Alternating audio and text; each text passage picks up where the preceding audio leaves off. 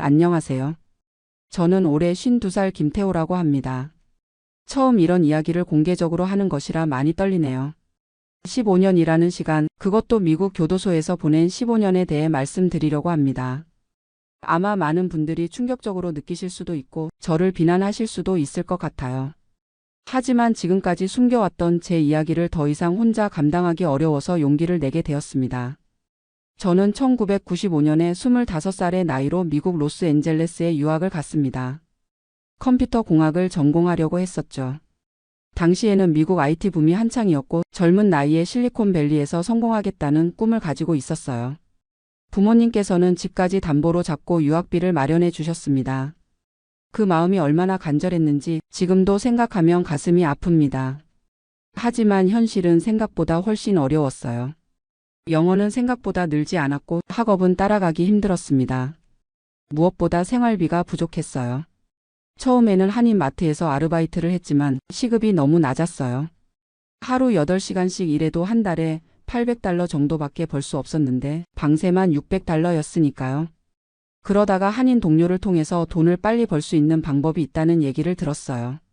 지금 생각해보면 그때 단호하게 거절했어야 했는데 당시에는 너무 절박했던 것 같아요. 그 일이 바로 마약 운반이었습니다. 한 번에 $2000를 받을 수 있다고 했어요. 그냥 차로 라스베이거스까지 다녀오기만 하면 된다고 위험하지 않다고 했었죠. 처음에는 정말 간단해 보였어요. 지정된 장소에서 가방을 받아서 라스베이거스의 호텔까지 가져다 주기만 하면 되는 일이었거든요. 하지만 세 번째 운반을 하던 중에 적발되었습니다.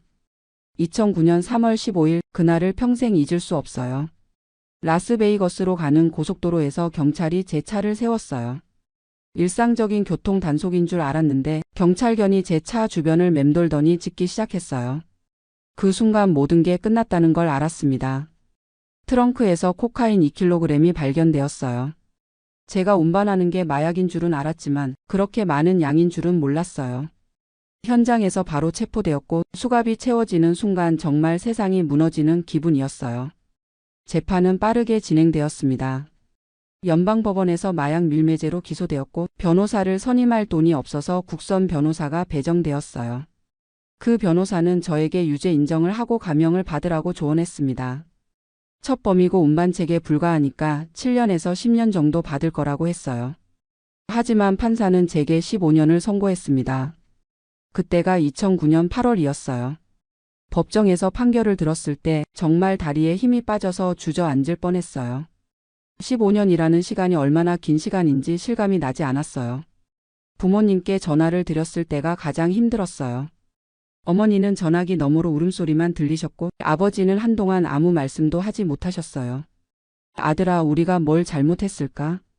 그 말씀이 지금도 가슴에 박혀 있어요.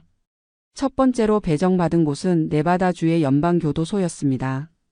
처음 교도소에 들어갔을 때의 충격은 이루 말할 수 없었어요. 교도소 안에서는 인종별로 그룹이 나뉘어 있었어요. 백인, 흑인, 히스패닉, 아시안으로 구분되어 있었는데 아시안 중에서도 한국인은 저 혼자였어요. 첫날 밤 감방에 들어가는데 룸메이트가 멕시코계 미국인이었어요. 그는 제가 한국인이라는 걸 알고는 노골적으로 무시했어요. 여기서 살아남으려면 강해져야 한다고 말하면서요. 언어 장벽이 가장 큰 문제였어요. 교도관들이 하는 말을 제대로 이해할 수 없었고 제가 하는 말도 그들이 이해하지 못했어요. 한 번은 복통이 심해서 의무실에 가고 싶다고 했는데 교도관이 제 말을 이해하지 못해서 하루 종일 아픈 배를 움켜쥐고 있어야 했어요. 다음 날에야 겨우 의무실에 갈 수 있었죠. 교도소 안에서의 하루는 새벽 5시에 시작되었어요. 점호를 받고 아침 식사를 한 후에는 각자 배정받은 일을 해야 했어요. 저는 처음에 세탁실에서 일했어요. 하루 8시간씩 제수복을 세탁하고 건조하는 일이었죠. 시급은 25센트였어요. 한 달에 $40 정도 벌 수 있었는데 그 돈으로 캔틴에서 라면이나 비누 같은 생필품을 사야 했어요. 교도소 안에서 가장 중요한 건 라면이었어요. 정말 신기하게도 라면이 교도소 안의 화폐 역할을 했어요. 라면 1개로 비누 1개를 살 수 있었고 라면 10개면 잡지 1권을 살 수 있었어요. 식사는 정말 끔찍했어요. 아침에는 딱딱한 시리얼과 우유, 점심에는 정체불명의 고기와 콩, 저녁에는 파스타나 감자 정도였어요. 김치는 꿈도 꿀 수 없었죠. 제일 무서웠던 건 다른 죄수들과의 갈등이었어요. 교도소 안에는 암묵적인 규칙들이 있었어요. 어디에 앉으면 안 되는지, 누구와 말하면 안 되는지, 어떤 행동을 하면 안 되는지. 그런 걸 모르고 실수라도 하면 바로 표적이 되었어요. 한 번은 샤워실에서 흑인 죄수와 시비가 붙었어요. 제가 샤워하는 시간이 너무 길다고 하면서 시비를 걸었는데 사실 저는 그 사람이 뭐라고 하는지 절반도 이해하지 못했어요. 그냥 쏘리 하면서 얼른 나왔는데 그 모습이 다른 죄수들에게는 겁쟁이로 보였나 봐요. 그 이후로 몇 달 동안 계속 괴롭힘을 당했어요. 음식을 뺏어가거나 일부러 저를 밀치고 지나가거나 제 침대에 쓰레기를 버리기도 했어요. 그때 정말 자살하고 싶었어요. 매일 밤 잠들기 전에 내일 아침에 깨어나지 않았으면 하고 생각했어요. 그러던 중에 한 사람을 만났어요. 데이빗 리라는 중국계 미국인이었는데 저보다 10살 정도 많았어요. 그는 사기죄로 20년을 선고받고 이미 8년째 복역 중이었어요. 데이빗이 저에게 교도소에서 살아남는 법을 가르쳐 줬어요. 여기서는 약해 보이면 안 된다고 했어요. 하지만 불필요하게 강해 보일 필요도 없다고 했죠. 그는 저에게 영어를 가르쳐 줬어요. 매일 저녁 1시간씩 감방에서 영어 공부를 했어요. 특히 교도소에서 쓰이는 은어들을 알려줬죠. 셀리는 감방을 뜻하고 피시는 새로운 죄수를 뜻하고 하우스는 자기가 속한 그룹을 뜻한다고 했어요. 데이빗은 또 제게 운동을 하라고 권했어요. 몸이 건강해야 정신도 건강하다고 말하면서요. 처음에는 팔굽혀펴기 10개도 하기 힘들었는데 매일 조금씩 늘려나갔어요. 3년 후에는 팔굽혀펴기 200개, 윗몸 일으키기 300개까지 할 수 있게 되었어요. 운동을 하면서 몸이 단단해지니까 다른 죄수들도 저를 함부로 대하지 않게 되었어요. 하지만 가장 힘든 건 가족과의 연락이었어요. 전화를 걸 수 있는 시간이 정해져 있었고 한 번에 15분밖에 통화할 수 없었어요. 게다가 분당 $5씩 나가는 비싼 요금 때문에 자주 전화할 수도 없었어요. 부모님과 통화할 때마다 가슴이 찢어지는 것 같았어요. 어머니는 항상 아들아 잘 먹고 있니? 하고 물어보셨는데 잘 먹고 있어요라고 대답하는 게 너무 힘들었어요. 면회는 한 달에 한 번만 가능했는데 부모님이 한국에서 오시기는 너무 어려운 일이었죠. 그래서 15년 동안 단 2번만 면회를 받았어요. 한 번은 수감 3년 차에 부모님이 오셨고 또 한 번은 10년 차에 동생이 왔어요. 부모님이 오셨을 때를 잊을 수 없어요. 면회실에서 유리창 너머로 마주 앉았는데 아버지의 머리가 완전히 하얗게 새어 있었어요. 어머니는 제게 손을 내밀려고 하다가 유리창에 부딪혔어요. 그때 어머니가 미안하다 아들아.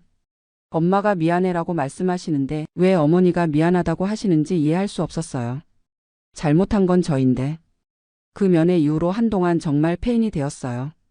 아무것도 하기 싫고 운동도 그만두고 하루 종일 침대에만 누워 있었어요. 그때 데이빗이 저를 다시 일으켜 세워줬어요. 내 부모님이 원하는 게 이런 모습일까? 라고 물어보면서요. 내가 포기하면 너희 부모님도 포기하게 된다고 했어요. 그래서 다시 마음을 다잡았어요. 영어 공부를 더 열심히 하고 운동도 다시 시작했어요. 5년 차부터는 교도소 내 도서관에서 일할 수 있게 되었어요. 그곳에서 정말 많은 책을 읽었어요. 하루에 한 권씩은 읽었던 것 같아요. 처음에는 그림이 많은 어린이 책부터 시작했어요. 영어 실력이 늘면서 점점 어려운 책들을 읽을 수 있게 되었죠. 특히 자기계발서를 많이 읽었어요. 7해버츠 오브 하이그램 HLY 이펙티브 피펄, 싱크 언드 그로 리치, 더 파워 오브 파저티브 싱킹그램 같은 책들이요. 그 책들을 읽으면서 제 인생을 되돌아보게 되었어요. 왜 이런 선택을 했는지 앞으로 어떻게 살아야 할지 고민하게 되었죠. 8년 차에는 컴퓨터 수업을 들을 수 있게 되었어요. 일주일에 2시간씩이었지만 마이크로소프트 오피스 프로그램들을 배울 수 있었어요. 원래 컴퓨터 전공이었기 때문에 금방 익혔죠. 10년 차부터는 다른 죄수들에게 컴퓨터를 가르치는 일을 했어요. 영어도 많이 늘었고 사람들과 소통하는 것도 자연스러워졌어요. 그때부터 제가 달라지기 시작했다고 생각해요. 더 이상 피해자 의식에 사로잡혀 있지 않고 제 삶을 주도적으로 살아가려고 노력했어요. 12년 차에는 교도소 내에서 고등학교 검정고시를 봤어요. 미국에서는 GED라고 하는데 고등학교 졸업장과 같은 효력을 가지고 있어요. 그 시험을 통과한 후에는 대학 과정도 들을 수 있게 되었어요. 통신대학이었지만 경영학을 전공할 수 있었어요. 감옥에서 대학을 다닌다는 게 이상하게 들릴 수도 있지만 저에게는 정말 소중한 시간이었어요. 공부를 하면서 시간도 빨리 지나갔고 무엇보다 미래에 대한 희망을 가질 수 있었어요. 교도소 생활 후반부에는 여러 프로그램에 참여했어요. 약물 중독 치료 프로그램, 분노 조절 프로그램, 취업 준비 프로그램 등이었죠. 그 중에서 가장 도움이 된 건 약물 중독 치료 프로그램이었어요. 비록 제가 마약을 직접 사용한 건 아니었지만 왜 그런 위험한 일에 손을 댔는지 심리적인 원인을 파악할 수 있었어요. 결국 저는 돈에 대한 욕심과 성공에 대한 조급함 때문이었어요. 미국에서 빨리 성공하고 싶었고 부모님께 자랑스러운 아들이 되고 싶었던 마음이 판단력을 흐렸던 거죠. 출소를 1년 앞둔 2023년부터는 본격적으로 출소 준비를 했어요. 사회복지 프로그램에 참여해서 이력서 쓰는 법, 면접 보는 법을 배웠어요. 하지만 현실은 녹록지 않았어요. 15년의 공백기를 어떻게 설명할 것인지, 전과자라는 신분으로 어떤 일을 할 수 있을지 막막했어요. 2024년 3월 15일 드디어 출소하는 날이 왔어요. 15년 만에 교도소 문을 나서는 순간 정말 꿈인지 현실인지 구분이 안 되었어요. 세상은 정말 많이 바뀌어 있었어요. 스마트폰이 이렇게 발달했을 줄 몰랐고 모든 사람들이 손에 작은 컴퓨터를 들고 다니고 있었어요. 출소 당일 한인교회에서 운영하는 게스트하우스에 머물게 되었어요. 목사님이 저를 따뜻하게 맞아주셨지만 다른 사람들의 시선은 차가웠어요. 저 사람이 15년 동안 감옥에 있던 사람이래라는 수군거림이 들렸어요. 첫 번째 난관은 신분증 발급이었어요. 15년 전에 받았던 운전면허증은 당연히 만료되었고 새로 받으려면 여러 서류가 필요했어요. 사회보장번호는 그대로 유효했지만 신용점수는 바닥이었어요. 15년 동안 신용거래가 전혀 없었으니까요. 은행 계좌를 열려고 해도 어려웠어요. 신용점수가 없으니까 은행에서 꺼려했거든요. 결국 체크카드만 발급받을 수 있었어요.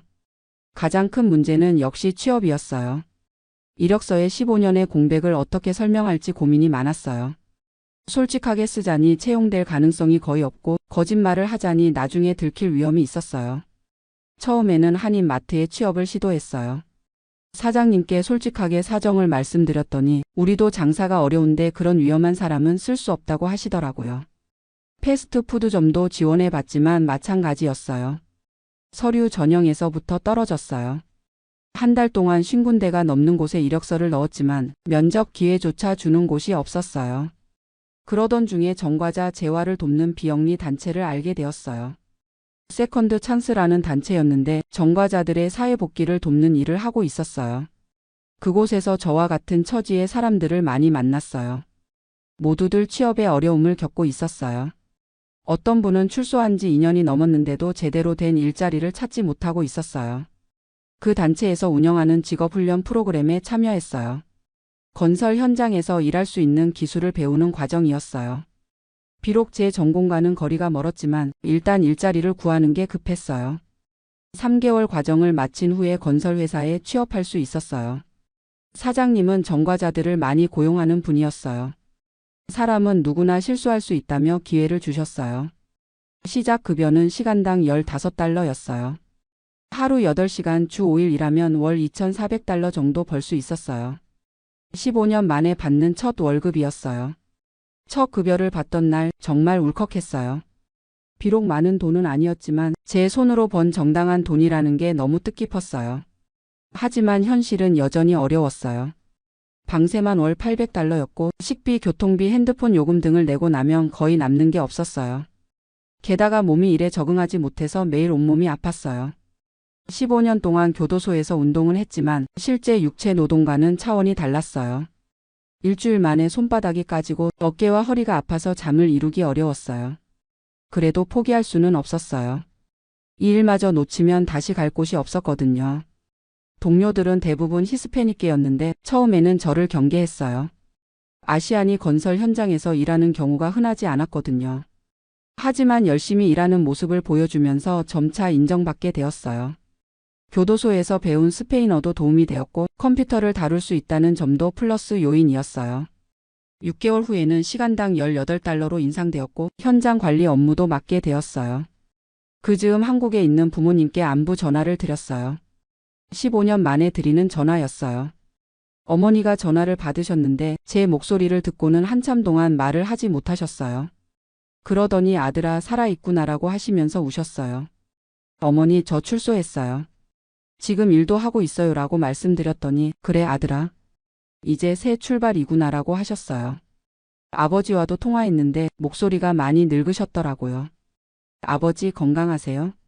라고 물어봤더니 아들이 무사하니까 이제 건강해질 거야 라고 하셨어요. 그 통화 후에 정말 힘이 났어요. 부모님이 저를 포기하지 않고 기다려 주셨다는 게 너무 감사했어요. 1년이 지난 지금 저는 여전히 그 건설 회사에서 일하고 있어요. 현재는 현장 감독 보조 역할을 하고 있고 시간당 22달러를 받고 있어요. 작은 원룸이지만 제 집도 구했어요. 신용 점수도 조금씩 올라가고 있고 미래에 대한 계획도 세우고 있어요. 요즘은 주말마다 지역 도서관에서 봉사활동을 하고 있어요. 컴퓨터를 잘 모르는 어르신들께 기초적인 사용법을 알려드리는 일이에요. 교도소에서 배운 것들이 이렇게 도움이 될 줄 몰랐어요.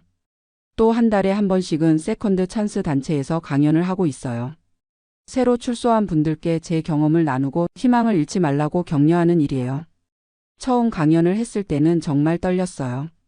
제 부끄러운 과거를 공개적으로 말하는 게 쉽지 않았거든요. 하지만 제 이야기를 듣고 눈물을 흘리는 분들을 보면서 이 일이 의미 있다는 걸 깨달았어요.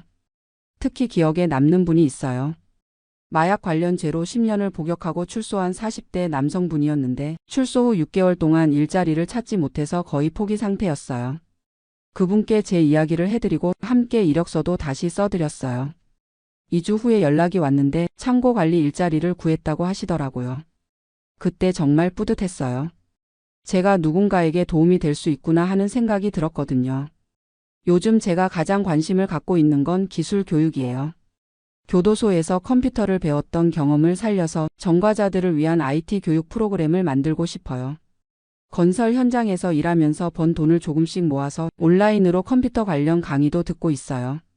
웹 개발, 데이터베이스 관리 같은 분야를 공부하고 있어요.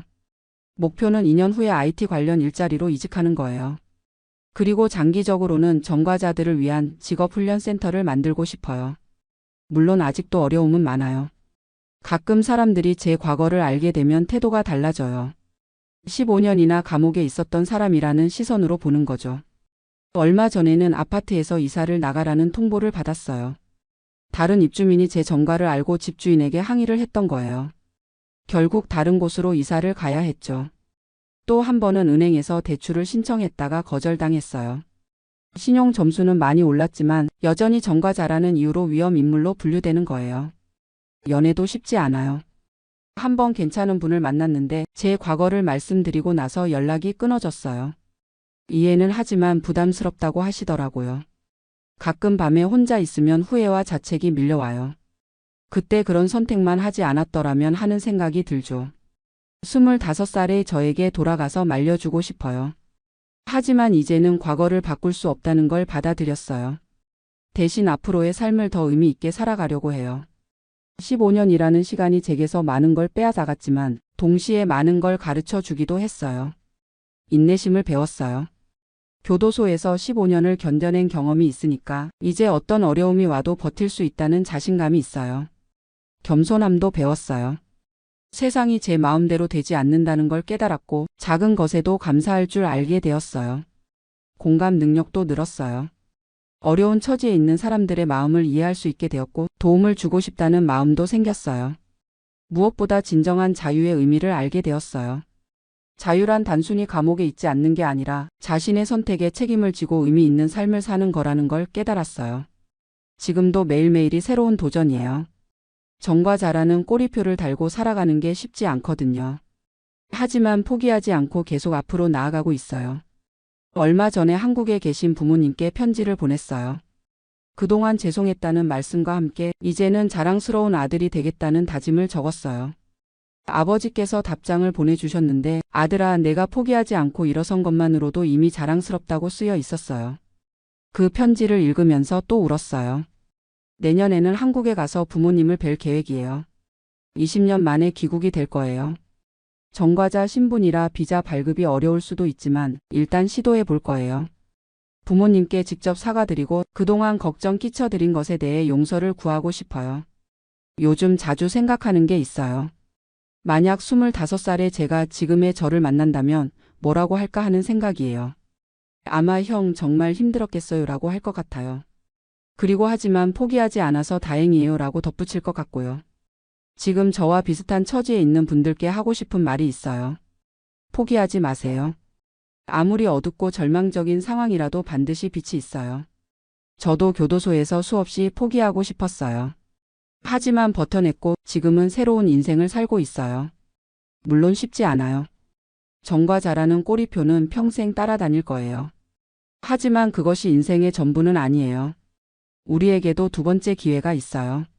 아니, 우리가 그 기회를 만들어가는 거예요.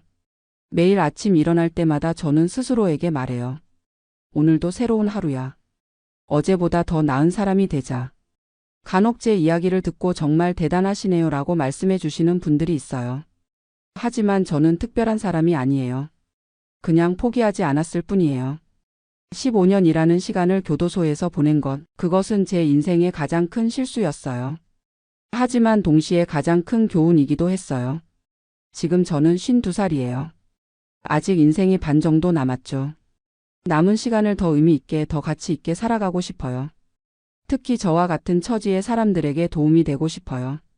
제가 경험한 어려움과 극복 과정을 나누면서 그들에게 희망을 주고 싶어요.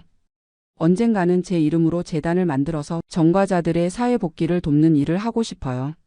직업훈련, 상담, 취업 알선 등을 종합적으로 지원하는 거죠. 그날이 올 때까지 저는 계속 노력할 거예요. 하루하루 성실히 살면서 조금씩 꿈에 다가가겠어요. 이 이야기를 들어주신 모든 분들께 감사드려요. 저의 부끄러운 과거와 현재의 모습을 솔직하게 말씀드렸어요. 혹시 저를 비난하고 싶은 분들도 계실 거예요. 그런 시선도 당연하다고 생각해요. 제가 저지른 잘못은 변명의 여지가 없으니까요. 하지만 사람은 변할 수 있다는 건, 두 번째 기회를 가질 수 있다는 건, 그것만은 믿어주셨으면 해요. 저는 오늘도 새벽 5시에 일어나서 출근 준비를 했어요. 15년 전 교도소에서 일어나던 시간과 똑같아요. 하지만 지금의 5시는 희망으로 가득해요. 오늘 하루도 성실히 일하고 누군가에게는 도움이 되는 사람이 되려고 해요. 그리고 내일은 오늘보다 더 나은 사람이 되려고 노력할 거예요. 감사합니다. 73살이 된 지금 저는 정말 기분이 좋습니다. 아니, 기분이 좋다는 표현으로는 부족하죠. 가슴이 터질 것 같이 시원하고 뿌듯해요. 20년 전에 20만 달러 주고 산 LA 건물이 지금 300만 달러래요. 15배가 올랐다는 얘기죠. 어제 부동산 감정사가 와서 평가하고 나서 그러더라고요. 미스터 박 축하드립니다. 정말 대단한 투자였어요. 그 말을 들으니까 정말 가슴이 뭉클하면서도 속이 시원하더라고요. 저는 박성태라고 합니다. 1950년에 경상도 안동 시골에서 태어났어요. 집이 정말 가난했거든요. 아버지는 농사 짓는 소작농이었고 어머니는 남의 집일을 도와주면서 근근히 살았죠. 형제가 7명이나 되니까 먹고 살기가 얼마나 힘들었겠어요. 그래도 부모님이 공부라도 해야 한다고 하셔서 고등학교까지는 겨우 마쳤어요. 그 다음에 군대 갔다 와서 뭘 해야 할지 모르겠더라고요. 마침 아버지 형님이 미국에 먼저 이민을 가 계셨거든요. 1973년에 23살 때 가족 초청으로 미국에 오게 됐어요. 미국에 와서는 정말 별별 일을 다 했습니다. 영어도 한마디 못하니까 할 수 있는 일이 뭐가 있겠어요. 처음에는 삼촌 세탁소에서 일했어요. 새벽 5시부터 밤 10시까지 일해도 하루에 20달러밖에 못 받았죠. 그래도 한국에서 농사 짓는 것보다는 낫다 싶어서 열심히 했어요. 몇 년 후에 지금 아내 순자를 만나서 결혼했어요. 순자도 저처럼 시골에서 온 이민자였거든요. 둘이 합쳐봐야 가진 게 없으니까 정말 절약하면서 살았어요. 라면 한 봉지도 둘이 나눠 먹고 옷은 중고로만 사고요. 1980년에 첫째 아들 민수가 태어나고 1982년에 둘째 딸 소영이가 태어났어요. 아이들이 생기니까 더 열심히 일해야겠다는 생각이 들더라고요. 삼촌 세탁소에서 배운 기술로 1985년에 제 세탁소를 차렸어요. LA 다운타운에서 조금 떨어진 곳이었는데 월세가 싸더라고요. 처음엔 손님이 거의 없어서 걱정했는데 정성껏 빨래를 해드리니까 조금씩 늘어나더라고요. 밤늦게까지 다림질하고 새벽 일찍 일어나서 세탁기 돌리고요. 순자도 집에서 애들 보면서 바느질 일을 받아서 했어요. 그렇게 20년을 정말 개미처럼 살았습니다. 한 푼 두 푼 모아서 아이들 대학 보내고 집도 하나 샀어요. 민수는 의사가 되고 소영이는 변호사가 됐어요. 제가 공부를 못해서 한이 많았는데 아이들은 다 잘 되니까 그것만으로도 감사했죠. 2000년대 들어서는 세탁소도 안정이 되고 어느 정도 여유가 생겼어요. 그런데 나이가 50이 넘어가니까 이제 노후 준비를 해야겠다 싶더라고요. 그때 한인 동네에서 부동산 얘기를 많이 들었어요. 주식은 위험하고 부동산이 제일 안전하다. LA는 계속 발전할 거니까 부동산 사면 무조건 오른다. 그런 얘기들을 듣다 보니까 저도 관심이 생기더라고요. 마침 세탁소 일이 좀 줄어들어서 시간도 있었고요. 그래서 주말마다 부동산을 보러 다니기 시작했어요. 2003년 어느 날이었어요. 부동산 에이전트가 LA 다운타운 근처에 상업용 건물이 하나 나왔다고 하더라고요. 가격이 20만 달러래요. 한번 가서 봅시다 해서 갔는데 정말 낡은 건물이었어요. 3층짜리 건물인데 겉은 페인트가 다 벗겨지고 1층은 비어 있고요. 2층, 3층에 작은 사무실들이 몇 개 있는데 반도 안 차 있더라고요. 에이전트도 솔직히 말씀드리면 좀 오래된 건물이에요 라고 하더라고요. 그런데 제가 그 건물을 보는 순간 뭔가 느낌이 왔어요. 위치가 LA 다운타운에서 그리 멀지 않고 주변에 새 건물들이 조금씩 들어서고 있더라고요. 이 동네가 발전할 것 같은데? 하는 생각이 들었어요. 물론 지금 당장은 별로 볼 게 없지만 10년, 20년 후에는 달라질 것 같았거든요. 그래서 에이전트한테 이 건물 더 자세히 알아봅시다 했어요. 집에 와서 순자한테 얘기했더니 깜짝 놀라더라고요. 여보, 그런 낡은 건물을 왜 사려고 해요? 우리 돈 다 날리는 거 아니에요? 20만 달러면 우리가 평생 모은 돈인데 그걸 그런 데 쓰면 어떻게 해요? 순자 말이 맞기는 했어요. 그 돈은 정말 저희가 20년 넘게 한 푼 두 푼 모은 전 재산이었거든요. 아들 민수한테도 얘기해봤어요. 아버지, 그건 너무 위험한 투자 같은데요. 차라리 은행에 넣어두시는 게 낫지 않을까요? 상업용 부동산은 관리도 힘들고 세금도 많이 나와요. 신중하게 생각해보세요. 의사가 된 아들이 그러니까 더 고민이 되더라고요. 딸 소영이한테도 물어봤어요. 아빠, 제가 변호사니까 부동산 관련 법률은 좀 아는데요. 상업용 부동산은 정말 복잡해요. 테넌트 문제도 있고 수리비도 많이 들어가요. 차라리 아파트 하나 더 사시는 게 어때요? 자식들까지 다 반대하니까 정말 고민이 됐어요. 한인 동네 사람들한테도 얘기해봤거든요. 세탁소 손님 중에 부동산으로 돈을 좀 번 김 사장이라는 분이 계셨어요. 그분한테 물어봤더니 박 사장님, 그 동네는 별로예요. 저도 그쪽 몇 번 봤는데 별로 발전 가능성이 없어 보이더라고요. 차라리 한인타운 쪽으로 하시거나 아니면 좀 더 좋은 지역으로 하세요. 20만 달러면 적은 돈이 아닌데 너무 성급하게 결정하지 마세요. 교회에서도 얘기가 나왔어요. 장로님이 부동산업을 하시는 분이었거든요. 성태 집사님, 부동산 투자는 정말 신중해야 해요. 특히 상업용은 더더욱 그렇고요. 지금 그 가격에 나온다는 건 뭔가 문제가 있을 가능성이 높아요. 저라면 좀 더 기다려 보겠어요. 은행에서도 마찬가지였어요. 대출 상담을 받으러 갔는데 대출 담당자가 그러더라고요. 미스터 박, 이 건물 지역이 좀 애매한 것 같은데요. 대출 승인은 되겠지만 정말 신중하게 생각해 보세요. 상업용 부동산은 주거용과 달라서 리스크가 크거든요. 모든 사람이 반대하니까 정말 혼란스러웠어요. 밤에 잠도 잘 안 오고 하루 종일 그 생각만 하게 되더라고요. 다들 반대하는데 내가 잘못 생각하는 건 아닐까? 평생 모은 돈을 한순간에 날리는 건 아닐까? 그런 생각들이 계속 머릿속을 맴돌았어요. 그런데 어느 날 밤에 문득 제가 미국에 처음 왔을 때가 생각났어요. 그때도 모든 사람이 반대했거든요. 미국 가서 뭘 할 거냐? 영어도 못하는데 무슨 소용이냐? 그런 말들을 듣고도 저는 왔잖아요. 세탁소 시작할 때도 마찬가지였어요. 그런 곳에서 세탁소를 해서 되겠냐? 그런 말들을 들었지만 결국 성공했거든요. 그때 생각해보니까 제가 그동안 살아오면서 큰 결정을 할 때마다 다른 사람들은 항상 걱정하고 반대했어요. 하지만 제가 직접 보고 느낀 것을 믿고 결정했을 때가 대부분 잘 됐거든요. 이번에도 내 느낌을 믿어보자 하는 생각이 들었어요. 젊었을 때 삼촌 세탁소에서 일할 때도 그랬어요. 다른 한인들은 그런 힘든 일 하지 말고 다른 거 해라고 했지만 저는 묵묵히 배웠거든요. 그래서 나중에 제 세탁소를 차릴 수 있었던 거죠. 제 세탁소 위치를 정할 때도 모든 사람이 그 동네는 안 된다고 했어요. 하지만 저는 그곳이 앞으로 발전할 것 같다는 느낌이 있었어요. 실제로 10년 후에는 그 동네가 완전히 바뀌었거든요. 그 건물을 다시 한번 보러 갔어요. 이번에는 혼자서 천천히 둘러봤어요. 건물 자체는 낡았지만 구조는 튼튼해 보였어요. 그리고 무엇보다 위치가 좋았어요.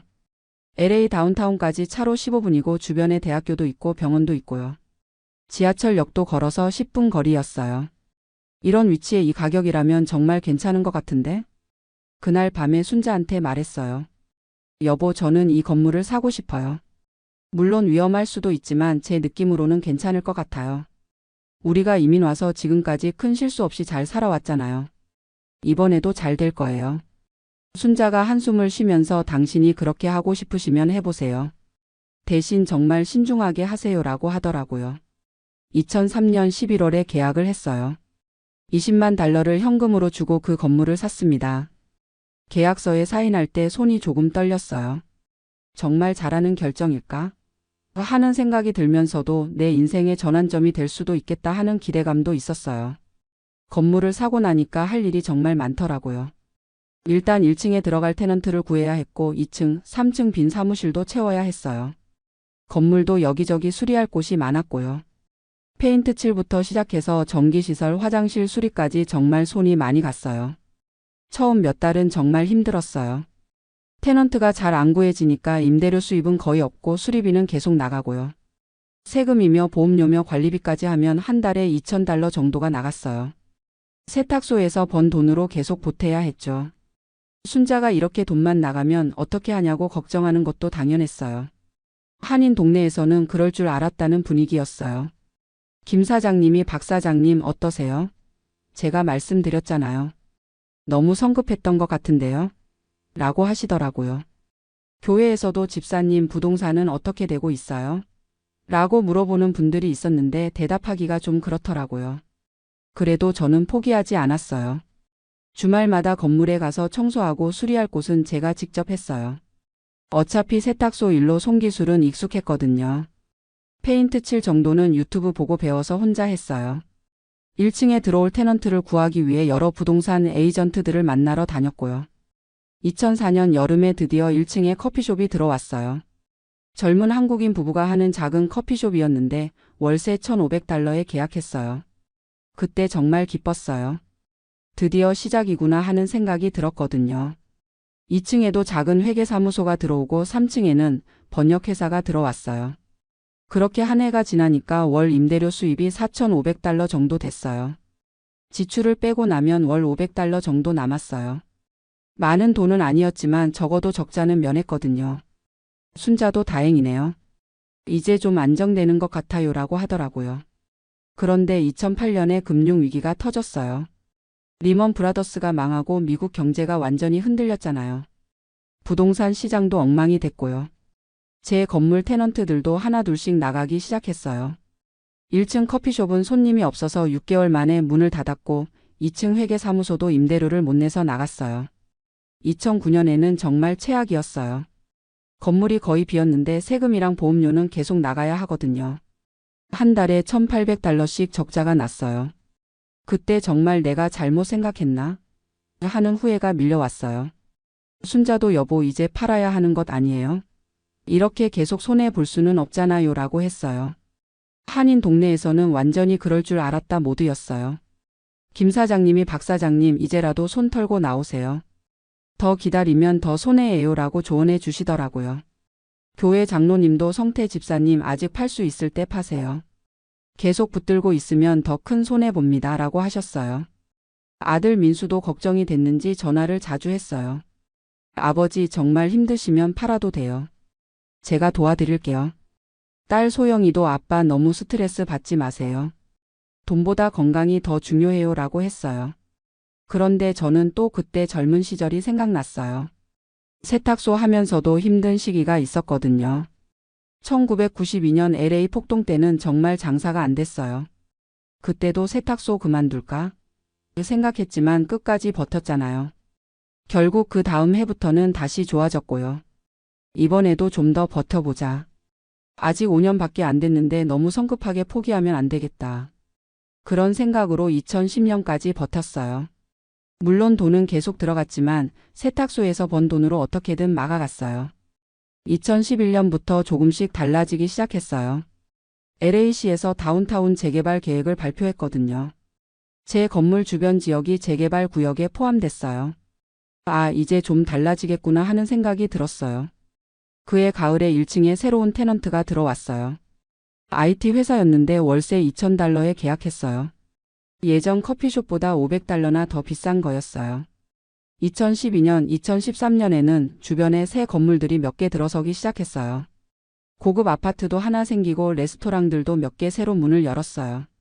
제 건물 임대료도 조금씩 올릴 수 있었고요.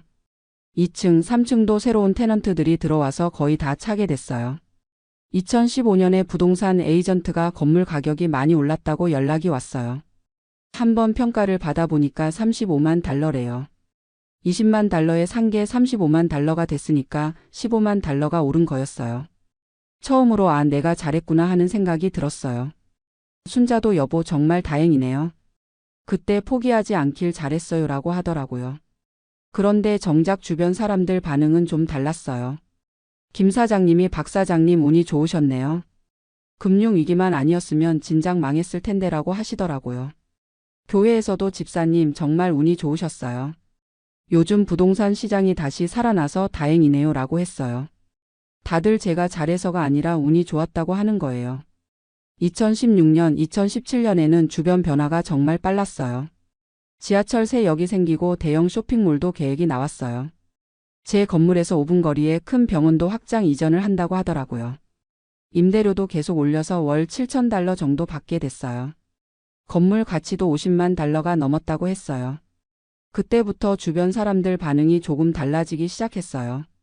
김 사장님이 박 사장님 어떻게 그 건물을 알아보셨어요? 정말 성견지명이 있으셨네요 라고 하시더라고요. 교회 장로님도 성태 집사님 부동산 보는 눈이 정말 좋으시네요. 저도 좀 조언해 주세요 라고 하셨어요. 갑자기 다들 제가 대단한 사람인 것처럼 대하는 거예요. 아들 민수도 아버지 정말 대단하세요. 저는 그때 반대했는데 아버지가 오르셨네요 라고 인정했어요. 딸 소영이도 아빠 진짜 부동산 투자 전문가시네요. 저도 하나 사볼까요? 라고 물어보더라고요.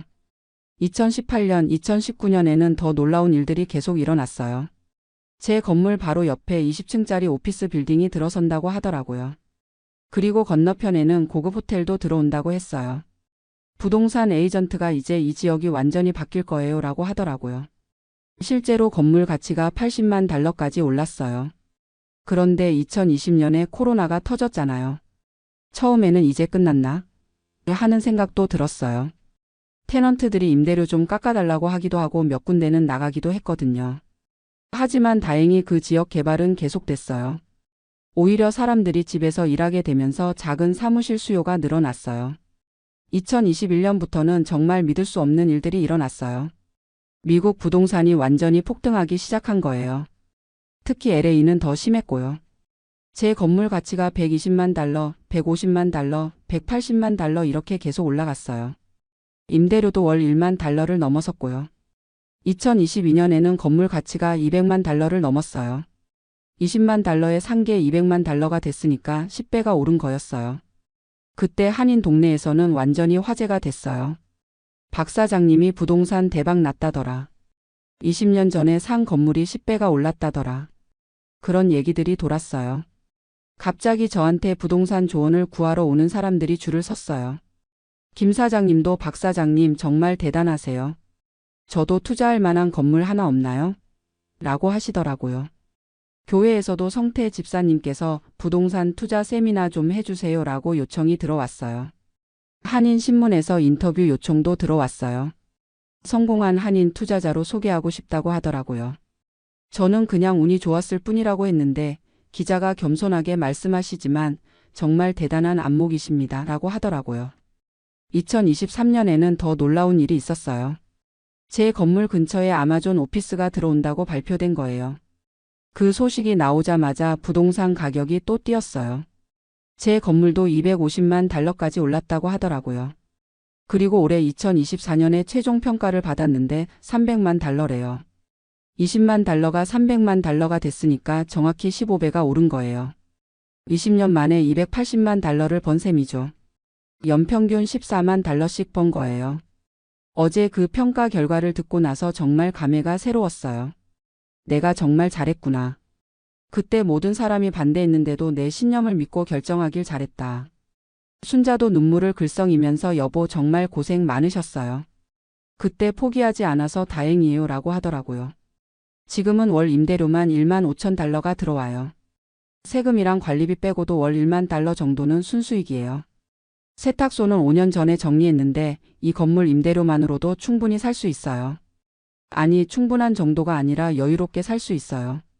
아들 민수가 아버지 정말 존경해요. 제가 의사지만 아버지가 더 대단한 것 같아요 라고 하더라고요. 딸 소영이도 아빠 진짜 자랑스러워요. 친구들한테 우리 아버지 자랑 많이 했어요 라고 해요. 손주들도 할아버지가 부동산 왕이래요 라고 하면서 좋아해요. 요즘 한인 동네에서는 완전히 유명인이 됐어요. 어디 가면 아 박 사장님이시네요. 정말 대단하시다는 얘기 많이 들었어요 라고 인사하는 분들이 많아요. 교회에서도 성태 집사님 하면 모르는 사람이 없어요. 새로 이민 온 분들도 부동산 투자에 대해 조언 좀 해달라고 찾아와요. 그런데 정말 웃긴 건 그때 반대했던 분들이에요. 김 사장님은 이제 제가 박 사장님 첫 번째 지지자였잖아요 라고 하세요. 그때 절대 하지 말라고 했으면서요. 교회 장로님도 성태 집사님 안목을 제가 믿고 있었어요 라고 하세요. 뻔뻔하면서도 웃긴 거죠. 은행에서도 태도가 완전히 달라졌어요. 그때 신중하게 하라고 했던 대출 담당자가 이제는 미스터 박 다른 투자 계획은 없으세요? 저희가 최우선으로 도와드리겠습니다 라고 해요. VIP 고객으로 대접받고 있어요. 부동산 에이전트들도 마찬가지예요. 미스터 박의 투자 철학을 배우고 싶어요. 다른 건물도 관심 있으시면 언제든 연락 주세요. 이런 식으로 연락이 계속 와요. 지금 생각해보면 정말 신기해요. 그때 모든 사람이 반대했는데 결국 제가 옳았던 거잖아요. 물론 운도 좋았겠지만 제 나름대로는 계산이 있었거든요. LA라는 도시는 계속 성장할 거고 다운타운 근처는 언젠가 개발될 거라는 확신이 있었어요. 그리고 무엇보다 포기하지 않았던 게 중요했던 것 같아요. 2008년 금융위기 때 정말 힘들었지만 끝까지 버텼잖아요. 만약 그때 팔았다면 손해만 보고 끝났을 거예요. 요즘은 새로운 투자도 생각하고 있어요. 이번에는 아파트 건물을 하나 사볼까 해서 알아보고 있거든요. 물론 이번에는 순자도 자녀들도 다 찬성이에요. 아버지가 하시는 거면 무조건 잘 될 거예요 라고 해요. 한인 동네 분들도 박 사장님이 사시는 거면 저희도 같이 투자하고 싶어요 라고 하세요. 하지만 저는 신중하게 하려고 해요. 이번 성공이 너무 운이 좋았던 것일 수도 있거든요. 그래도 확실한 건 이제 더 이상 누구 눈치 안 봐도 된다는 거예요. 경제적으로 여유가 생기니까 마음도 편해졌어요. 순자랑 여행도 많이 다니고 손주들한테도 용돈 많이 주고요. 교회 헌금도 예전보다 훨씬 많이 하고 있어요. 지난주에는 한국에 있는 동생들한테도 도움을 좀 줬어요. 형편이 어려워서 연락이 왔거든요. 예전 같으면 미안하다, 나도 여유가 없다고 했을 텐데 이제는 흔쾌히 도와줄 수 있어요. 가끔 생각해보면 정말 인생이 신기해요. 73년에 빈손으로 미국에 와서 50년을 산 게 이런 결과로 이어질 줄은 꿈에도 몰랐어요. 그냥 열심히 살면서 자식들만 잘 키우면 되는 줄 알았는데 이렇게 큰 성공을 할 수 있을 줄이야. 요즘 젊은 한인분들한테 자주 하는 얘기가 있어요. 남의 말에 너무 휘둘리지 마세요. 물론 조언은 들어야 하지만 결국 결정은 본인이 하는 거예요. 그리고 한번 결정했으면 끝까지 버티세요. 중간에 포기하면 아무것도 얻을 수 없어요. 나이는 정말 숫자일 뿐이에요. 50이 넘어서도 얼마든지 새로운 도전을 할 수 있어요. 저는 이제 73살이지만 아직도 배우고 있어요. 부동산 시장 공부도 하고 새로운 투자 기회도 찾아보고요. 나이가 들었다고 포기하면 안 된다고 생각해요. 무엇보다 이번 일로 자신감이 생겼어요. 내가 이 정도는 할 수 있는 사람이구나. 내 판단력도 나쁘지 않구나. 그런 생각이 들어요. 가끔 그 건물 앞을 지나갈 때면 정말 뿌듯해요. 20년 전에는 낡고 초라했던 건물이 지금은 완전히 달라졌거든요. 새로 페인트 칠하고 간판도 새로 달고 주변도 깨끗하게 정리됐어요. 내가 이 건물을 살렸구나 하는 자부심이 들어요. 앞으로 10년, 20년 후에는 또 어떻게 될지 모르겠어요. 하지만 지금까지 이렇게 잘 왔으니까 앞으로도 잘 될 거라고 믿어요. 제가 죽고 나면 이 건물은 아이들한테 물려줄 거예요. 그때쯤이면 또 얼마나 오를지 모르죠. 정말 인생은 끝까지 살아봐야 아는 것 같아요. 73살에 이런 기쁨을 누릴 줄 누가 알았겠어요. 매일 아침 일어나서 오늘도 좋은 하루가 되겠구나 하는 마음으로 살고 있어요. 웃음이 절로 나와요. 정말 행복합니다. 안녕하세요. 저는 올해 67세가 된 김진수라고 합니다. 오늘 여러분께 제가 최근에 겪은 일을 말씀드리려고 해요. 사실 말하기가 좀 부끄럽기도 하고 또 저처럼 실수하시는 분들이 없었으면 하는 마음에서 용기를 내어봅니다. 지난달에 드디어 미국 사회보장연금 소셜 시큐리티를 신청하러 갔는데요. 40년 넘게 미국에서 살면서 성실하게 세금 내고 살았으니까 당연히 받을 만큼은 받을 거라고 생각했어요. 그런데 막상 가보니 제가 생각했던 것과는 완전히 달랐습니다. 1980년에 제가 27살 때 미국에 왔어요. 그때만 해도 미국이 희망의 땅이라고 생각했죠. 열심히 일하면 아메리칸 드림을 이룰 수 있다고 믿었고요. 처음에는 건설 현장에서 막노동부터 시작했습니다. 영어도 제대로 못하고 기술도 없었지만 정말 열심히 일했어요. 하루에 12시간씩 주말도 없이 일하면서 조금씩 돈을 모았죠. 페이체크에서 소셜 시큐리티 텍스가 떼어지는 걸 보면서도 나중에 은퇴하면 연금으로 돌려받는다니까 그냥 참았어요. 사실 그땐 소셜 시큐리티가 뭔지도 정확히 몰랐거든요. 주변 한국 분들도 다들 그냥 내야 하는 세금이라고만 하시더라고요. 85년에 결혼을 했어요. 아내도 저와 비슷한 처지였죠. 둘 다 영어가 서툴고 변변한 기술도 없었지만 서로 의지하면서 살아왔습니다. 아내는 주로 세탁소나 식당에서 일했고요. 저는 건설 현장에서 경력을 쌓아가면서 조금씩 자리를 잡아갔어요. 90년대 들어서면서 좀 안정이 되기 시작했습니다. 건설 회사에서 정식 직원으로 일하게 되었고 건강보험도 들고 401k도 시작했어요. 그때부터 소셜 시큐리티에 대해서도 좀 더 관심을 갖기 시작했죠. 매년 받는 소셜 시큐리티 스테이트먼트를 보면서 언젠가는 저도 연금을 받는구나 하는 생각을 했어요. 2000년대에는 아예 작은 건설 회사를 차렸습니다. 직원 서너 명 두고 하는 작은 회사였지만 그래도 제 사업이니까 뿌듯했어요. 물론 사업자로서 소셜 시큐리티 텍스를 더 많이 내야 했지만 그만큼 나중에 더 많이 받을 거라고 생각했죠. 자영업자는 회사원의 2배를 낸다고 하더라고요. 아내와 저는 정말 열심히 살았어요. 아이들 키우느라, 집 마련하느라 정신없이 지나온 40년이었죠. 그러면서도 꾸준히 소셜 시큐리티 텍스는 빠짐없이 냈어요. 가끔 경기가 안 좋을 때도 있었지만 세금만큼은 절대 밀리지 않으려고 했거든요. 드디어 올해 67세가 되었어요. 풀 리타이어먼트 에이지라고 하죠. 이제 소셜 시큐리티를 만액으로 받을 수 있는 나이가 된 거예요. 주변 분들도 얼른 신청하라고 하시더라고요. 늦으면 손해라면서요. 처음에는 온라인으로 신청하려고 했어요. 인터넷에 들어가서 아카운트를 만들어야 한다고 하더라고요. 그런데 이게 생각보다 복잡하더라고요. 아이디 만들고 패스워드 설정하고 본인 확인하고 중간에 몇 번이나 막혔어요. 영어도 그렇고 컴퓨터도 익숙하지 않아서 정말 힘들었어요. 아들한테 도움을 청하려고 했는데 아들도 바쁘다고 하고 결국 며칠 씨름하다가 포기했습니다. 그래서 전화를 걸어봤어요.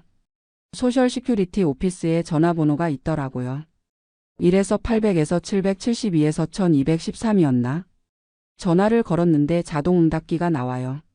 영어로 이것저것 물어보는데 무슨 말인지 반도 못 알아듣겠더라고요.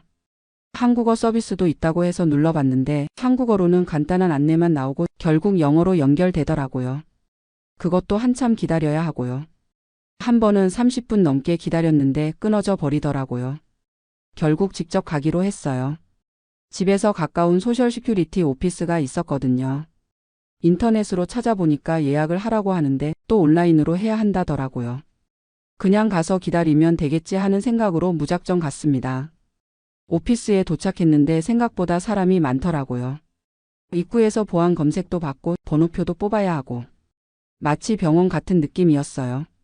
번호표를 뽑는 기계도 터치스크린인데 어떻게 해야 할지 몰라서 한참 헤맸어요.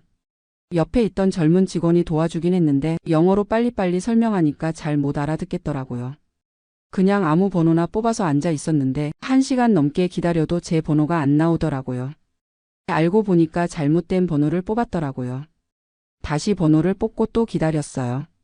주변을 보니까 저처럼 나이 든 분들이 많았는데 다들 뭔가 서류를 들고 와서 정리하고 계시더라고요.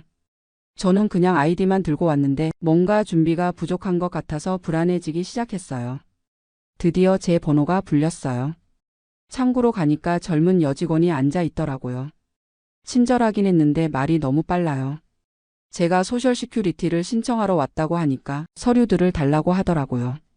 소셜 시큐리티 카드, 드라이버 라이선스, 출생증명서, 세금 보고서. 이것저것 많이 달라고 하는데 저는 드라이버 라이선스밖에 안 가져왔어요. 소셜 시큐리티 카드는 어디 둔지 기억도 안 나고 출생증명서는 한국 것도 있어야 하는지 모르겠고 직원이 어쩔 수 없으니 일단 신청서부터 작성해 보라고 하더라고요.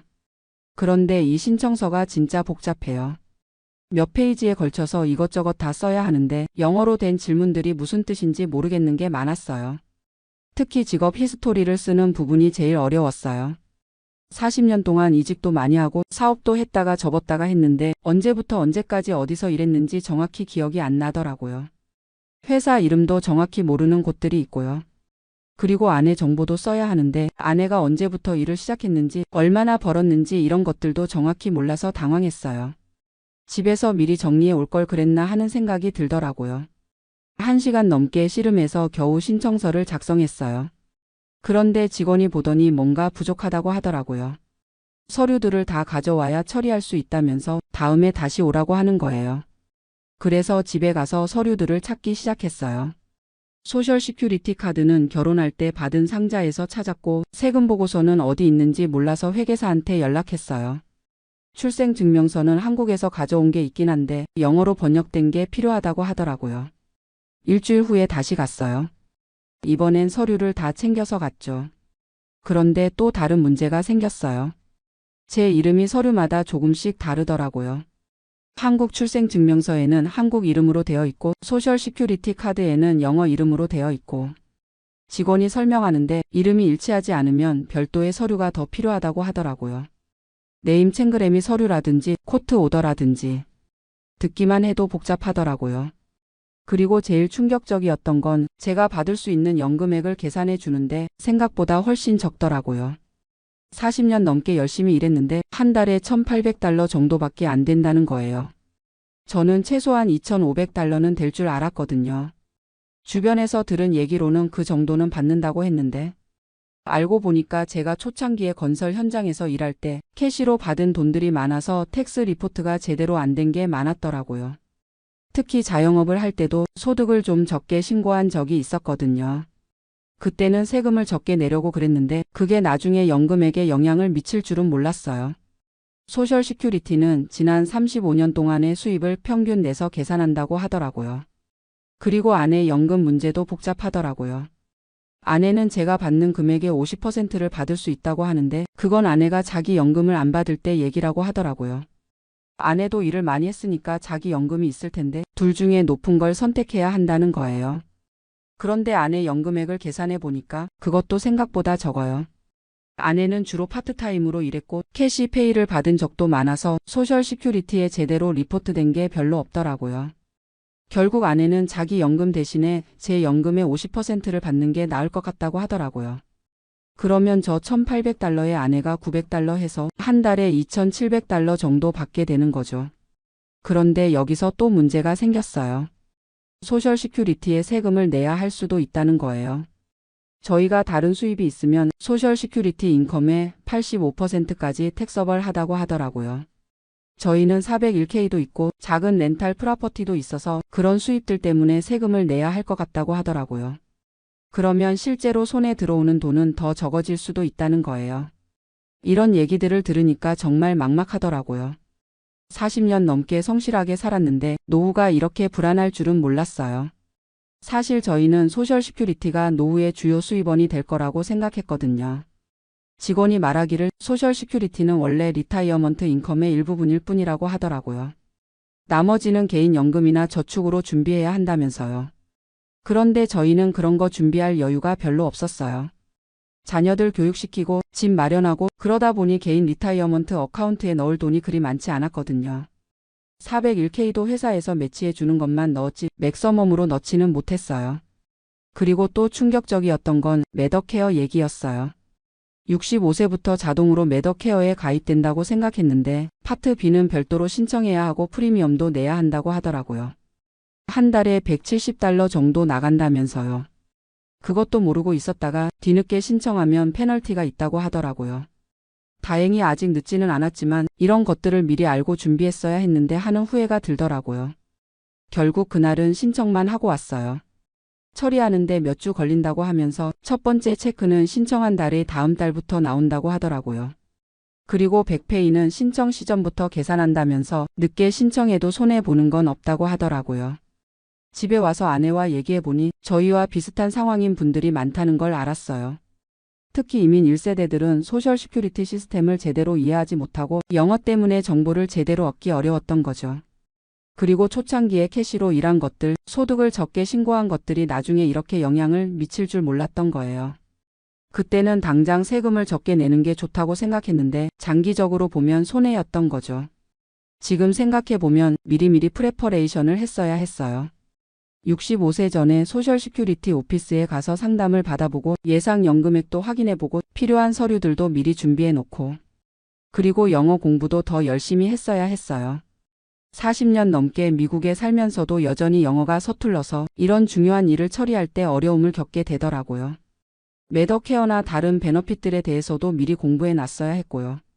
인터넷 사용법도 배워놨으면 좋았을 텐데. 요즘은 모든 게 온라인으로 처리되니까 컴퓨터를 못 다루면 정말 불편해요. 그래도 다행인 건 신청은 완료됐다는 거예요. 몇 주 후면 첫 번째 체크를 받을 수 있을 거라고 하더라고요. 비록 생각보다 적은 금액이지만 그래도 평생 받는 거니까 감사하게 생각하려고 해요. 앞으로는 좀 더 계획적으로 살아야겠어요. 소셜 시큐리티만으로는 부족하니까 다른 수입원도 생각해 봐야겠고요. 401k를 언제 어떻게 찾을지도 계획을 세워야겠어요. 그리고 건강관리도 더 신경 써야겠어요. 의료비가 많이 나가면 소셜 시큐리티로는 감당이 안 될 테니까요. 매더케어 서플러먼트 인슈런스도 알아봐야겠고요. 이런 경험을 하면서 느낀 건 미국에서 은퇴 준비는 정말 개인의 책임이라는 거예요. 한국처럼 국가에서 다 알아서 챙겨주지 않으니까 스스로 공부하고 준비해야 하는 거죠. 특히 저희 같은 이민자들은 더욱 그래요. 언어 장벽도 있고 정보 접근도 어렵고. 그래서 미리미리 준비하는 게 중요한 것 같아요. 지금 이 얘기를 듣고 계시는 분들 중에 아직 은퇴가 멀다고 생각하시는 분들도 계실 텐데요. 절대 그렇게 생각하지 마시고 지금부터라도 차근차근 준비하시기 바라요. 소셜 시큐리티 웹사이트에 가셔서 본인 계정도 만들어 보시고 예상 연금액도 확인해 보시고요. 401k나 IRA 같은 개인 리타이어먼트 어카운트도 최대한 활용하시고 그리고 영어 공부도 꾸준히 하세요.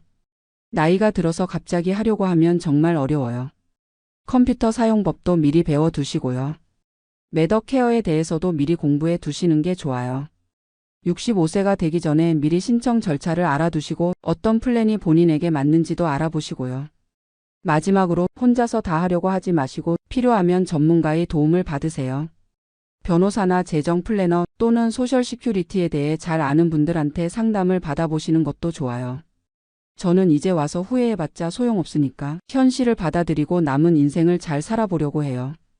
비록 넉넉하지는 않겠지만 건강하게 오래 살면서 자녀들한테 부담 주지 않도록 노력할 거예요. 그리고 제 경험이 다른 분들한테는 도움이 되었으면 좋겠어요.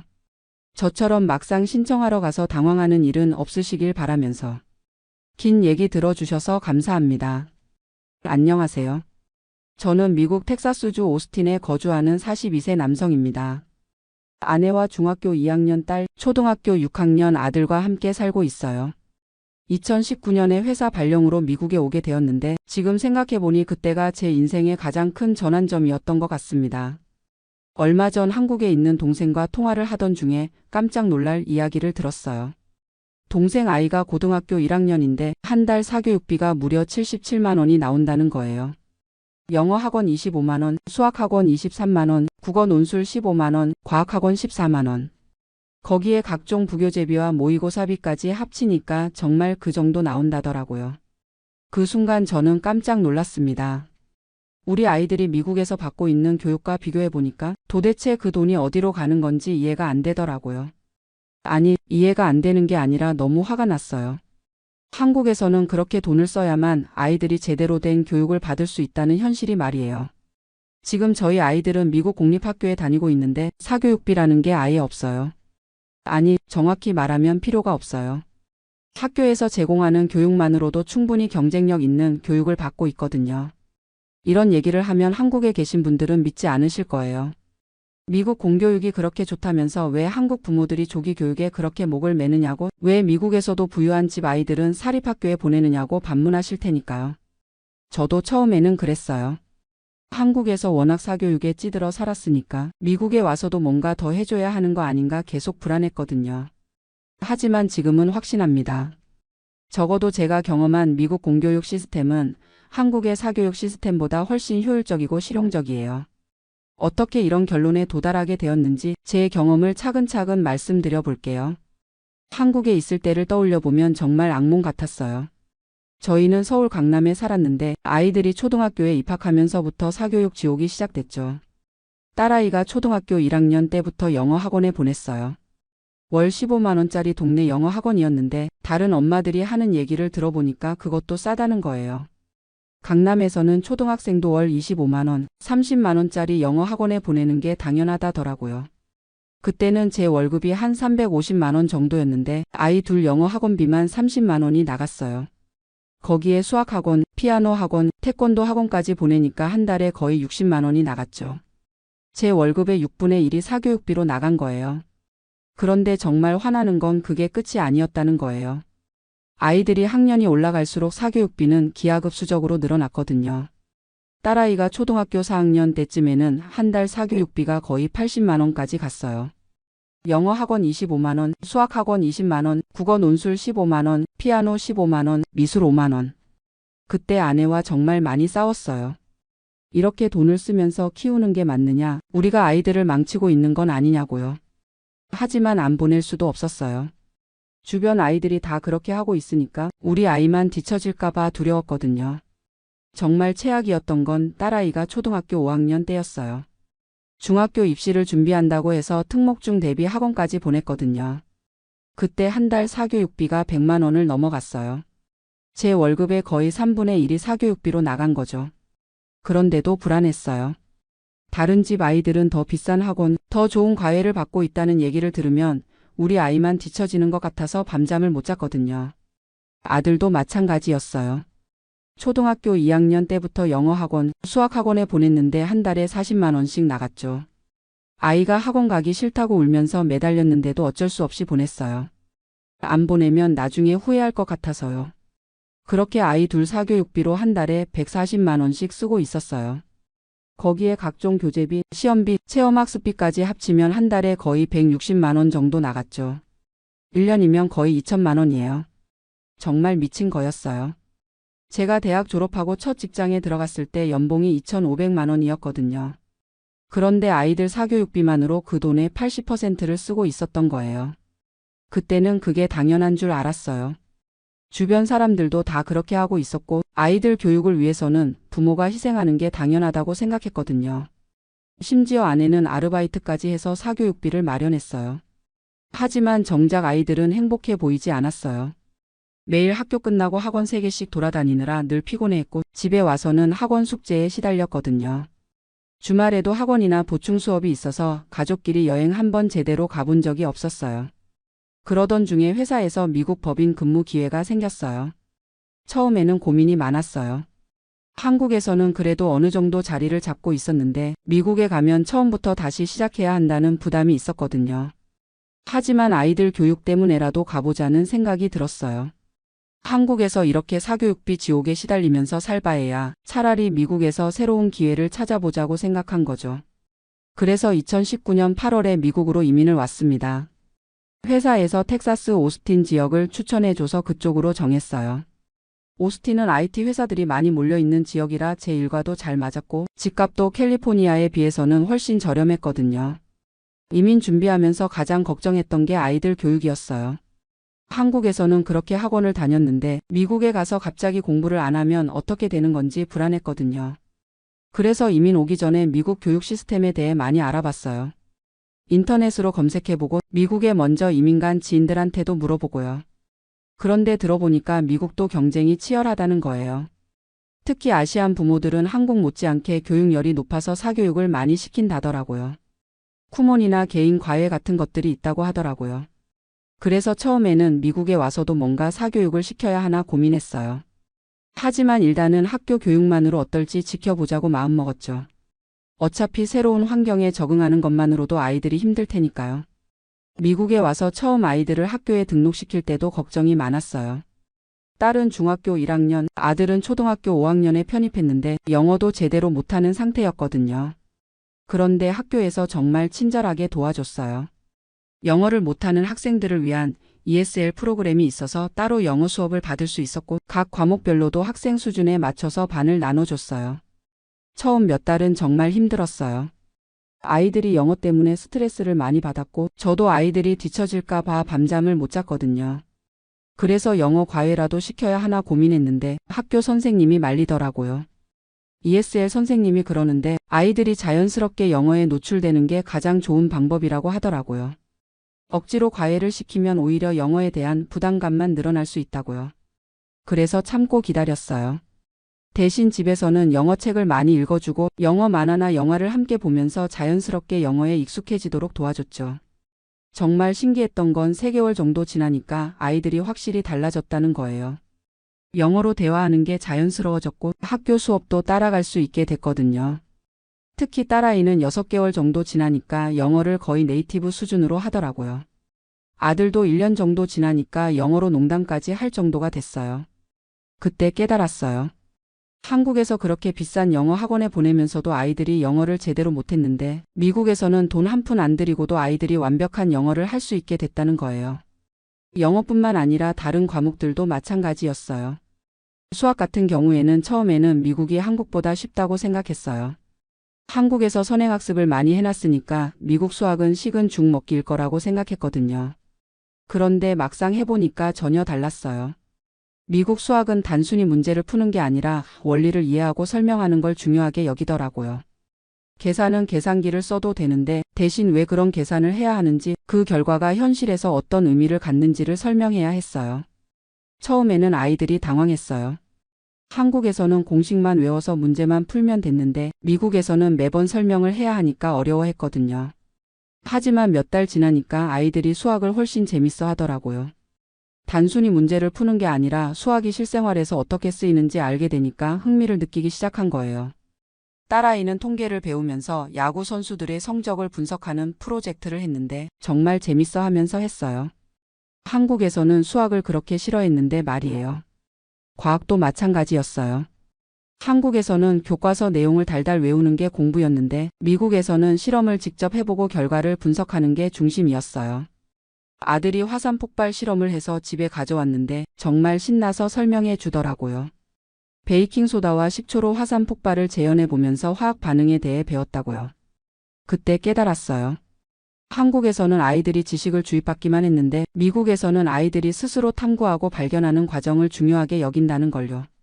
영어, 수학, 과학뿐만 아니라 사회나 역사 같은 과목도 완전히 달랐어요. 한국에서는 연대와 사건들을 달달 외우는 게 역사 공부였는데 미국에서는 역사적 사건들을 분석하고 토론하는 게 중심이었어요. 딸아이가 남북 전쟁에 대해 배우면서 노예제도에 대한 에세이를 썼는데 정말 깊이 있게 분석하더라고요. 단순히 언제 전쟁이 일어났는지가 아니라 왜 전쟁이 일어났는지, 그 전쟁이 미국 사회에 어떤 영향을 미쳤는지까지 생각해 보는 거예요. 그리고 무엇보다 놀라웠던 건 학교에서 제공하는 프로그램들이었어요. 아이들이 관심 있어 하는 분야에 따라서 다양한 클럽 활동이나 특별 프로그램들이 있었거든요. 딸아이는 로봇 클럽에 들어갔는데 거기서 프로그래밍도 배우고 직접 로봇도 만들어 봤어요. 한국에서는 상상도 못했던 일이죠. 그런 걸 배우려면 비싼 사설 학원에 가야 했을 텐데요. 아들은 디베이트 클럽에 들어갔어요. 처음에는 영어도 서툴렀는데 몇 달 지나니까 영어로 토론을 하더라고요. 논리적으로 자기 생각을 표현하는 능력이 눈에 띄게 늘었어요. 그리고 이런 활동들이 모두 학교에서 무료로 제공되는 거예요. 한국에서는 이런 걸 배우려면 따로 학원에 가야 했을 텐데 미국에서는 공립학교에서 다 해결되는 거죠. 물론 처음에는 불안했어요. 아이들이 이렇게 여유롭게 지내다가 나중에 대학 갈 때 경쟁력이 있을까 싶어서요. 한국 친구들은 여전히 학원에서 밤늦게까지 공부하고 있는데 우리 아이들은 오후 3시에 학교가 끝나고 집에 와서 놀고 있으니까 걱정이 됐거든요. 그래서 학교 상담 선생님한테 물어봤어요. 이렇게 공부해도 나중에 대학 갈 때 문제 없냐고요. 그런데 상담 선생님이 하는 말이 정말 인상적이었어요. 미국에서는 성적도 중요하지만 그보다는 학생이 얼마나 다양한 경험을 했는지, 자기만의 특별한 재능이나 관심사가 있는지를 더 중요하게 본다고 하더라고요. 그러니까 단순히 시험 점수만 높은 학생보다는 자기가 좋아하는 일을 찾아서 열정적으로 해본 학생을 더 선호한다는 거예요. 실제로 딸아이 친구 중에 미국에서 태어난 아이가 있는데 그 아이는 성적은 그냥 평범한데 음악에 정말 재능이 있어요. 학교 오케스트라에서 바이올린을 연주하는데 정말 잘하거든요. 그 아이 부모님 말로는 나중에 대학 갈 때 음악 특기로 지원할 계획이라고 하더라고요. 그런 얘기를 들으면서 깨달았어요. 한국에서는 모든 아이들이 똑같은 방식으로 공부해야 한다고 생각했는데 미국에서는 각자의 특성과 재능을 살려서 교육하는구나 하고요. 그래서 저희도 방향을 바꿨어요. 억지로 사교육을 시키는 대신 아이들이 정말 관심 있어 하는 분야를 찾아서 지원해 주기로 했죠. 딸아이는 로봇이나 컴퓨터에 관심이 많아서 집에서 간단한 프로그래밍을 가르쳐 줬어요. 아들은 책 읽기를 좋아해서 도서관에 자주 데려가고 독서 토론도 함께 했어요. 정말 신기했던 건 아이들이 그렇게 하니까 훨씬 즐거워한다는 거예요.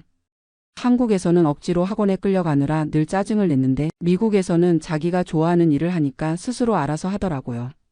그리고 무엇보다 가족 시간이 많아졌어요.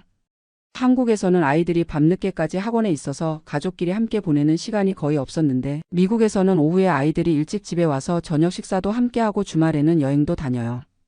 지난주에는 아이들과 함께 갤브스턴 해변에 다녀왔는데 정말 오랜만에 가족끼리 푹 쉬었어요. 아이들도 정말 좋아하더라고요. 한국에서는 주말에도 학원이나 보충 수업 때문에 이런 여행은 꿈도 못 꿨거든요. 이제 미국에서 산 지 거의 6년이 다 돼가는데 정말 많은 게 바뀌었어요. 무엇보다 사교육비라는 게 아예 없어졌죠. 한국에서는 한 달에 160만 원씩 사교육비를 냈는데 미국에서는 그런 돈이 전혀 들지 않아요. 학교에서 제공하는 교육만으로도 충분하거든요. 물론 아이들이 특별히 관심 있어 하는 분야가 있으면 개인적으로 돈을 들이기도 해요. 딸아이가 피아노를 배우고 싶다고 해서 개인 레슨을 받고 있는데 한 달에 $120 정도 들어요. 한국 돈으로 치면 15만 원 정도죠. 아들은 축구를 하고 싶다고 해서 지역 축구 클럽에 가입시켰는데 1년에 $200 밖에 안 들어요.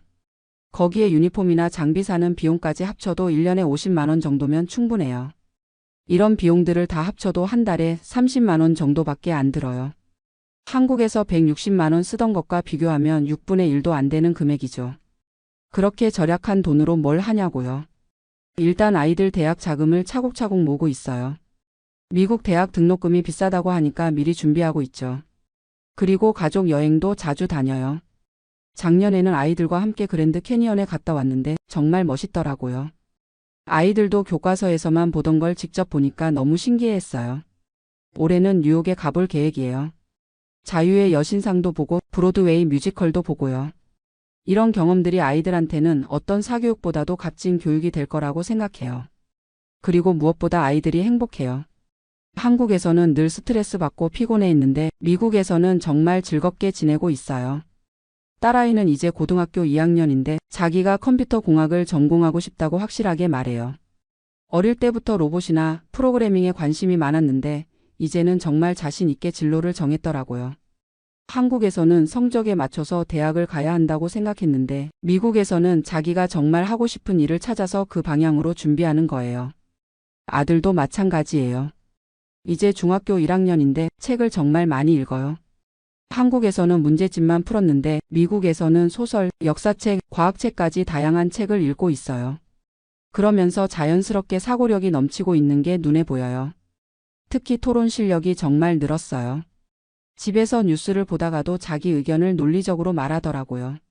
한국에서는 정답만 외우면 됐는데 미국에서는 자기만의 생각을 가지고 표현하는 걸 중요하게 여기니까 그런 능력이 늘어난 것 같아요. 가끔 한국에 있는 친구들이나 친척들한테서 연락이 와요. 아이들 성적은 어떻냐, 미국에서도 학원 안 보내냐, 이런 질문들을 하죠. 그럴 때마다 설명해 주지만 잘 이해를 못 하시더라고요. 한국에서는 워낙 사교육이 당연한 것으로 여겨지니까 사교육 없이도 아이들이 잘 클 수 있다는 걸 믿기 어려워하시는 것 같아요. 하지만 저는 확신해요. 적어도 제가 경험한 미국 교육 시스템은 한국의 사교육 시스템보다 훨씬 효과적이에요. 무엇보다 아이들이 스스로 생각하는 능력을 기를 수 있어요. 한국에서는 정답을 외우는 게 공부였는데 미국에서는 왜 그게 정답인지 스스로 탐구하고 설명할 수 있어야 해요. 그리고 각자의 특성과 재능을 살릴 수 있는 환경이에요. 모든 아이들이 똑같은 방식으로 공부하는 게 아니라 각자 관심 있는 분야를 찾아서 그 방향으로 발전시킬 수 있거든요. 물론 미국 교육에도 단점은 있어요.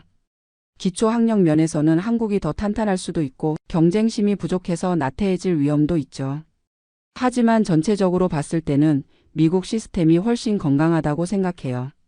아이들이 스트레스 받지 않고 즐겁게 공부할 수 있고 무엇보다 가족이 함께 보낼 수 있는 시간이 많아지거든요. 그리고 경제적으로도 훨씬 여유로워졌어요. 한국에서 사교육비로 쓰던 돈을 아껴서 다른 곳에 쓸 수 있으니까요. 집도 더 넓은 곳으로 이사했고 가족 여행도 자주 다니고 아이들 대학 자금도 차곡차곡 모으고 있어요. 가끔 생각해보면 정말 다행이라는 생각이 들어요. 만약 미국에 안 왔다면 지금도 사교육비 지옥에서 허덕이고 있을 텐데 이렇게 여유롭게 살 수 있게 됐으니까요. 물론 미국 이민이 모든 사람한테 정답은 아니에요. 각자 상황이 다르고 적응하는 과정도 쉽지 않거든요. 하지만 적어도 교육 면에서는 확실히 한국보다 나은 것 같아요. 아이들이 행복하게 공부할 수 있고 부모도 경제적 부담 없이 지원해 줄 수 있으니까요. 최근에 한국에서 2024년 사교육비 통계가 나왔더라고요. 전체 학생 1인당 월 평균 사교육비가 47만 4천 원이라고 하더라고요. 참여 학생 기준으로는 59만 2천 원이고요. 정말 놀랐어요. 제가 한국에 있을 때보다도 더 올랐더라고요. 고등학생은 참여 학생 기준으로 77만 2천 원까지 나온다니 정말 어마어마한 금액이에요. 그 돈이면 미국에서 1년 내내 가족 여행을 다닐 수 있을 정도인데 한국에서는 한 달 사교육비로 나간다는 게 정말 안타까워요. 더욱 안타까운 건 그렇게 많은 돈을 들이면서도 아이들이 행복하지 않다는 거예요.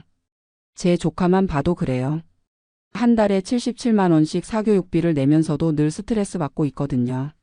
성적에 대한 부담 때문에 친구들과 놀 시간도 없고 가족과 함께 보낼 시간도 없어요. 반면에 저희 아이들은 정말 행복해해요. 공부도 즐겁게 하고 친구들과도 어울리고 가족과도 많은 시간을 보내거든요. 그리고 무엇보다 자기가 하고 싶은 일을 찾았어요.